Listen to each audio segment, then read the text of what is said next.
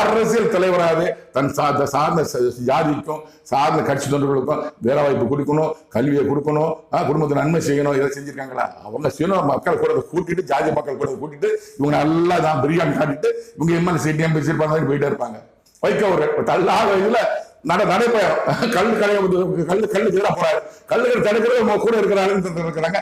பெரிய கூடத்தை கட்டிட்டு அவரு ஒரு 2 சீட் வாங்கிட்டு மகனுக்கு ஒரு எம்பி சீட் வாங்கிட்டு குடும்பத்தை பார்த்துருக்காரு. அவர் பின்னாடி போன ஜாதிக்காரங்க கட்சிக்காரங்க நாட்டோட நிக்க வேண்டியது. வன்னியர் ராமதாஸ் 88 வயசு இருக்கிறதுக்கு மாநாடு ஊர்வலம் இவர் தனியா ஒரு அமௌண்ட் வாங்குறாரு. ஏதோ கட்சியை சேர்ந்து ஒரு கோடி கொடுக்க வாங்கி பழக்கப்பட்டாரு. ஒவ்வொரு எலெக்ஷன்ல இவங்க அறுவடை பண்றது, அப்பா அம்மா அறுவடை பண்றது. இப்ப மகன் தனியாக அறுவடை பண்ணிட்டாரு, அப்பா அறுவடை பண்றாங்க. உங்க மகள் ஏதாவது செஞ்சிருக்கீங்களா? உங்க வன்னியருக்கு ஏதாவது ஒரு தனி இலவச கல்லூரி ஆரம்பிச்சிருக்கீங்களா? இலவச கோச்சிங் ஆரம்பிச்சிருக்கீங்களா? இலவச கல்வி கூடம், இலவச வேலை வாய்ப்பு அலுவலகம் ஏதாவது செஞ்சிருக்கீங்க? நன்மை செஞ்சிருக்கீங்களா? ஏதாவது கல்யாணம் கட்டி கொடுத்துருக்கீங்களா? ஏதாவது ஒரு